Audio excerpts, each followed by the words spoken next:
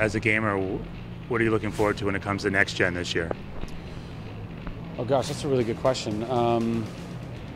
You know, I'm not actually entirely sure. I mean, first and foremost, I really want to see how Xbox and PlayStation. I really want to just play with the machines themselves, even before putting a game in. I want to see how they are. I want to know the new interface. I want to know how it's allowing me to interact with not just my games, but all of my entertainment. Because I've been preaching for 10 years that, not that this makes me smart. I mean, plenty of people have thought this, but you know, we're coming to the place where it's there is no more video game, and there is no more movie, and there is no more television, and there is no more cable, and there is no more satellite. You know, it's content. It just is what it is, and some of it is playable content, and some of it is watchable content, and but it'll all stream onto one box, and it will really just become the battle of the boxes. It's the one box to rule them all, you know. And I think there's only going to be about 4 competitors in that. Really, it's going to be Microsoft, Sony, Apple, and somebody else, whoever that ends up being. Samsung maybe, although who knows. And there might be some other competitors, but I don't know if they'll be the heavy hitters that those other ones will be.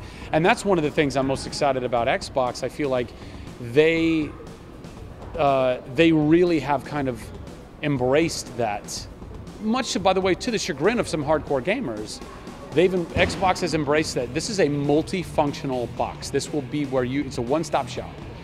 And I feel like that's smart, because I think, especially with, you know, with budgets, with people, like, you don't want, and just clutter. Like, I don't want to have a cable box and a gaming box and a DVD player and so on and so forth. I just want to have the one thing I can do everything on, and I can search, I can browse the web on it, I can do whatever I want to. I can Skype.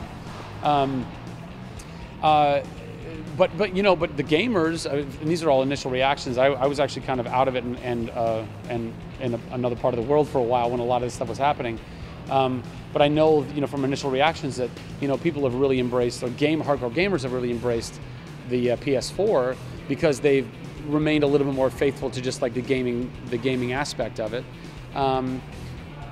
So I don't know. I really want to get my hands on the boxes. I really want to explore them. I want to see how they work and how they work in my life. And then as far as titles are concerned, I really want to see all the titles that I love now, but as they are built for our next generation. I'm excited for brand new titles that we'll have, but you know, like I want to see Ghosts. I want to see new Call of Duty. I want to see how that looks and how that feels and how it interacts. The new Battlefield. Oh gosh. They're doing Halo too. Oh, of course they are. Well, and also, God, what is the new Bungie? Oh, Destiny. Yes, yeah. That looks sick. You know, I just think, you know, we're getting into a place with video games where